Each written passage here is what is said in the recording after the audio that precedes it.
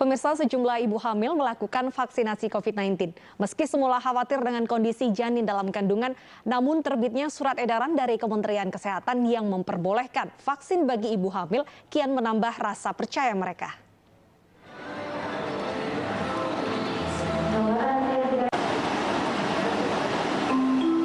Posko vaksinasi massal COVID-19 yang diselenggarakan di sebuah hotel di kawasan Kemayoran, Jakarta Pusat diserbu ratusan peserta, di antaranya ibu hamil.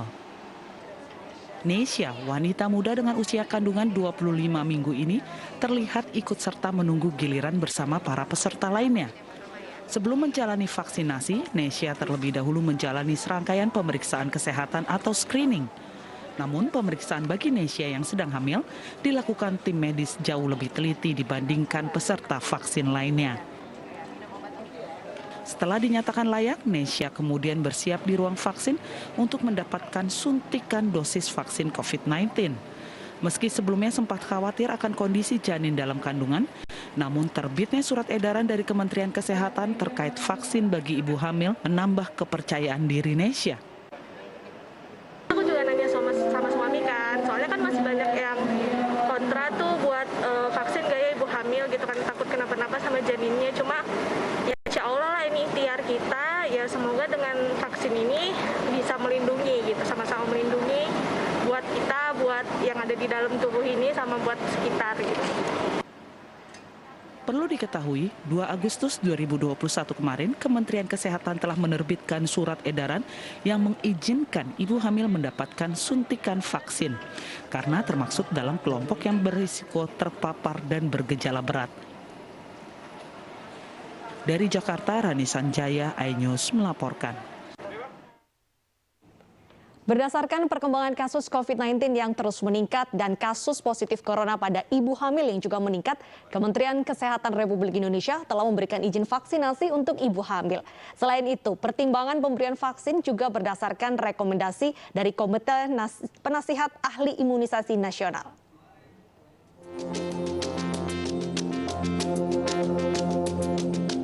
Kasus ibu hamil terkonfirmasi COVID-19 di sejumlah kota besar di Indonesia meningkat. Bahkan kasus ibu hamil terinfeksi corona lebih cepat mengalami perburukan hingga kematian. Perkumpulan Obstetri dan Ginekologi Indonesia atau POGI mencatat 536 ibu hamil dinyatakan positif COVID-19 selama setahun terakhir. Dan 3% diantaranya dinyatakan meninggal dunia, 52% diantaranya dengan gejala OTG. Dari 536 ibu hamil, 72% ditemukan bahwa ibu hamil yang terpapar memasuki usia 37 minggu. 4,5% dari total jumlah ibu hamil yang terkonfirmasi positif COVID-19 membutuhkan perawatan di ruang ICU. Maka melonjaknya kasus ibu hamil yang terkonfirmasi COVID-19, Kemenkes bersama dengan Komite Penasehat Ahli Imunisasi Nasional dan direkomendasikan oleh POGI memberikan izin ibu hamil memperoleh vaksin dengan berbagai persyaratan. Di antaranya, vaksin yang diberikan hanya 3 jenis, yaitu platform Pfizer, Moderna, dan vaksin platform Sinovac. Pemberian dosis pertama vaksinasi COVID-19 pada ibu hamil dimulai pada trimester kedua kehamilan, dan pemberian dosis kedua dilakukan sesuai dengan interval dari jenis vaksin. Vaksinasi COVID-19 bagi ibu hamil dilaksanakan sesuai dengan petunjuk teknis, ketentuan peraturan perundang-undangan, dan dengan menggunakan format screening pada kartu kendali untuk ibu hamil.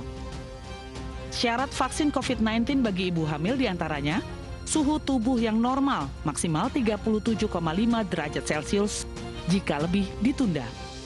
Vaksin diberikan kepada ibu hamil jika tekanan darahnya kurang dari 140/90. Dan pengukuran tekanan darah harus diulang 5-10 menit kemudian.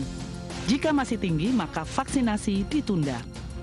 Usia kehamilan harus lebih dari 13 minggu.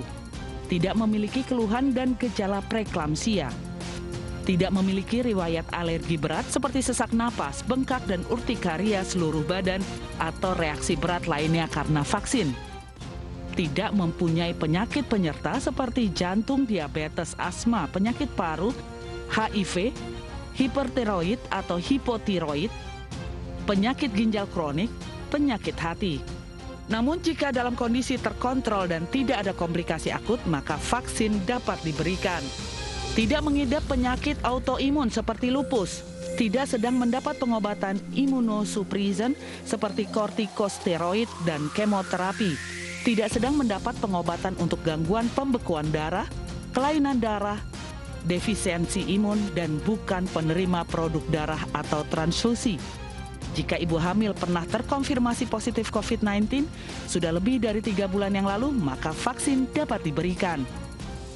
Yang terpenting, untuk vaksin dosis kedua tidak memiliki riwayat alergi berat pada pemberian dosis pertama. Sementara pemberian vaksin yang dipercepat dan diperluas pada ibu hamil dengan risiko tinggi di atas 35 tahun serta tenaga kesehatan yang sedang hamil. Tim Liputan iNews melaporkan. Ya, yang menjadi pertanyaan utama, amankah vaksin ini bagi ibu dan juga janinnya? Langsung saja kita membahasnya bersama Ketua Umum PPPOGI, Perkumpulan Obstetri dan Ginekologi Indonesia, Dr. Ari Kusuma. Selamat siang, Dr. Ari. Selamat siang, Mbak. Baik, Dr. Ari, ibu hamil pasti bertanya-tanya bagaimana tingkat keamanan vaksin ini untuk ibu hamil. Gimana nih, Dok? Alhamdulillah, kalau soal tingkat keamanan kita tahu memang kalau tanya keamanannya, semua pasti juga punya risiko. Tapi insya Allah vaksin ibu hamil ini tentunya sudah melewati hal-hal yang dilakukan berdasarkan studi observasi di beberapa negara yang sudah dilakukan. Jadi memang uji klinis untuk ibu hamil dengan vaksin ini memang sulit atau sekali ditemukan. Tapi dari bukti-bukti yang ada dari studi observasi, lalu dari penelitian di hewan, maupun dari vaksin-vaksin inaktif yang ada, insya Allah ini semua aman.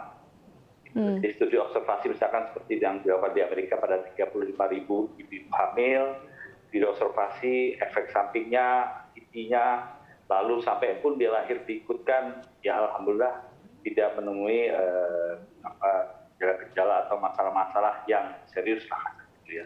Begitu juga dalam penelitian yang lain. Kalau untuk janinnya sendiri, apakah ada efek samping nanti, Dok, jika menerima vaksin atau justru aman-aman saja?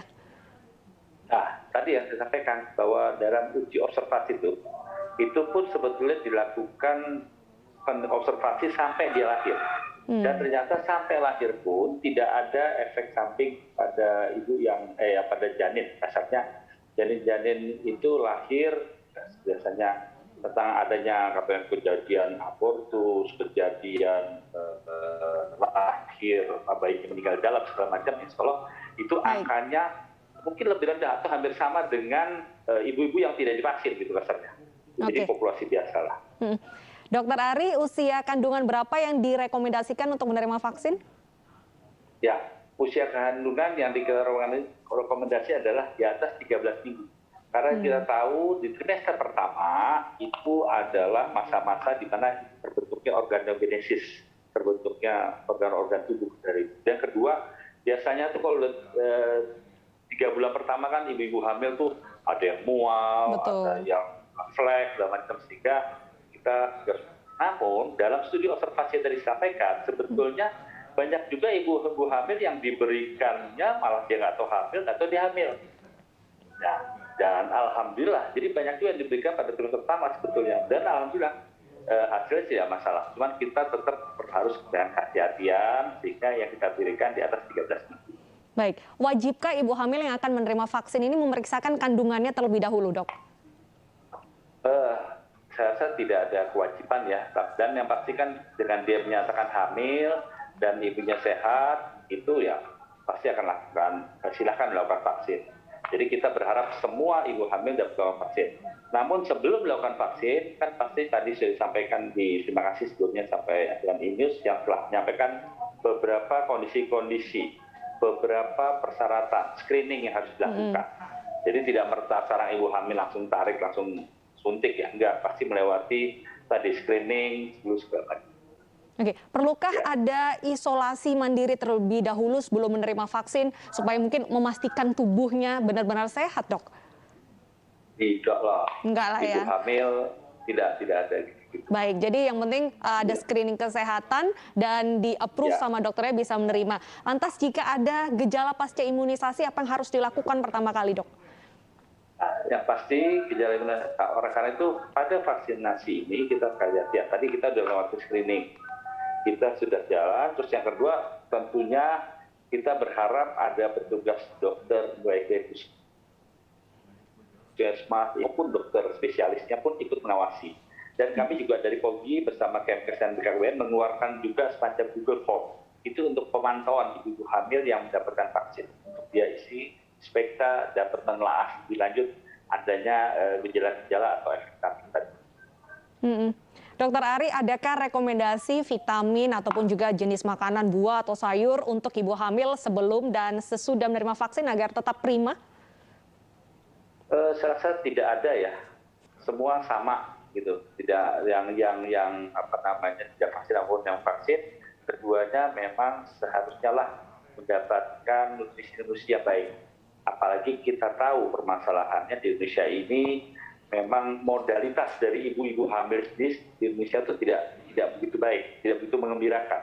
Sebagai contoh, angka anemia di Indonesia itu pada ibu hamil sekitar 49%. Angka obesitas, jadi mohon maaf ya, sekarang banyak ibu-ibu hamil sebelum hamil ada obesitas itu. Bagi hamil itu semua akan bisa mengganggu masalah metabolik. Belum lagi masalah sebelum hamil itu ada hipertensi gitu. Dan angka hipertensi pada kehamilan itu sampai 14%. Jadi ini modalitas yang harus kita pahami sehingga ibu hamil kebutuhan nutrisinya itu sangat penting sekali. Apalagi di era pandemi. Baik. Terima kasih Dokter Ari, cukup lengkap informasinya bagi ibu hamil. Jadi jangan takut nih untuk ibu-ibu di luar sana yang mau vaksin, usia kandungannya harus lebih dari 13 minggu dan tubuh sehat. Terima kasih Dokter Ari atas waktunya di iNews Siang. Kita ke informasi selanjutnya, pemirsa. Pemerintah Provinsi Jawa Barat meminta pemerintah pusat memberikan kewenangan kepada daerah untuk mengatur daftar alokasi distribusi vaksin. Hal ini dilakukan karena daerah memiliki data yang akurat sesuai kebutuhan di kota kabupaten. Percepatan vaksinasi terus dilakukan pemerintah dalam upaya menciptakan herd immunity untuk mengendalikan COVID-19. Namun di sisi lain, distribusi vaksin terkendala karena kekurangan stok vaksin di sejumlah daerah. Hal ini juga dialami di Jawa Barat. Oleh sebab itu, pemerintah Provinsi Jawa Barat meminta pemerintah pusat memberikan kewenangan agar distribusi vaksin dikelola daerah. Pasalnya, daerah memiliki data alokasi yang akurat sesuai kebutuhan di kota kabupaten. Pembagiannya ke kabupaten kota tadi sudah saya sampaikan ya. Kami menerima daftar distribusi dari Kemenkes yang sedang kita lobby agar sepenuhnya diserahkan ke provinsi metode proporsinya ya, sehingga kita bisa melaksanakan vaksin ini secara proporsional. Jawa Barat sendiri saat ini membutuhkan 22.000 vaksinator baru dan 15 juta dosis vaksin setiap bulannya hingga selesai pada Desember 2021. Dari Bandung, Jawa Barat, Diki Wismara, iNews melaporkan. Pemirsa, seorang guru olahraga SMP 4 Patok Gunung Kidul menjadi wasit pada ajang Olimpiade Tokyo kemarin. Bagaimana perjuangannya? Nantikan usai jeda berikut.